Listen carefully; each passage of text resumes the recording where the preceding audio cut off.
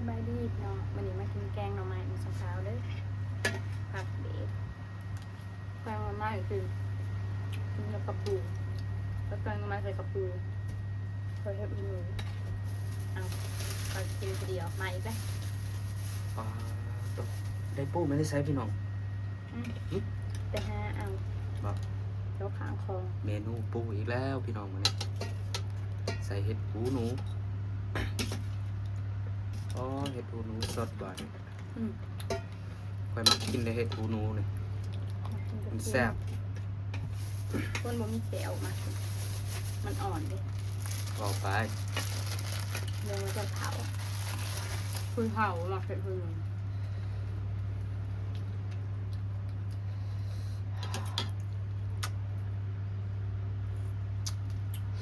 อืม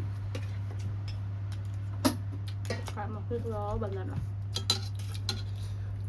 แซ่บแกงหน้ำใหม่พี่น้อง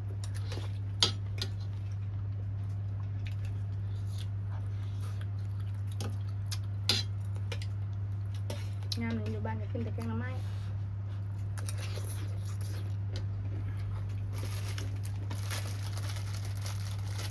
ทางบ้านมาถึงแกงหน่อไม้ดูนะ เนาะ ย่ามาคุ้มบ่ได้กินดูได้ย่ามาคุ้มกินต้องซ้ำเกลือ ตอนเที่ยงแกงตอนแรงซุปตอนแรงซุปหน้ำใหม่แซ่บอยู่เลย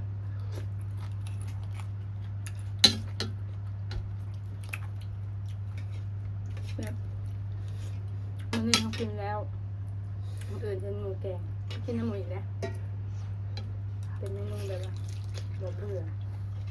นั่นก็แล้วแต่คนหมักเนาะแต่คนร้านส่วนร้านสิหมักทำไมมักทำมาคุ้ม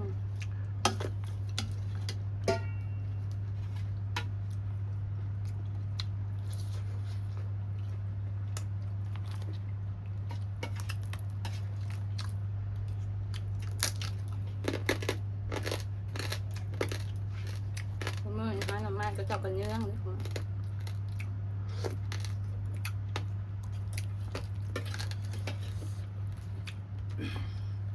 เห็ดหูหนูวะไงแทะดอก ว่าได้เมื่อเฮ็ดงานเฮ็ดงานหลายปี เมื่อปีนี้มีฮอนคนเฮ็ดงานยังแบบเกินต้องเล่นฮอน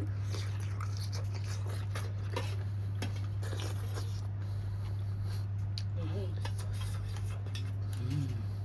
ห่อนเจ้าคือบอกเลยว่าห่อน เจ้าเห็นดูมันเป็นไอายถ่วนๆยังต้องให้บอก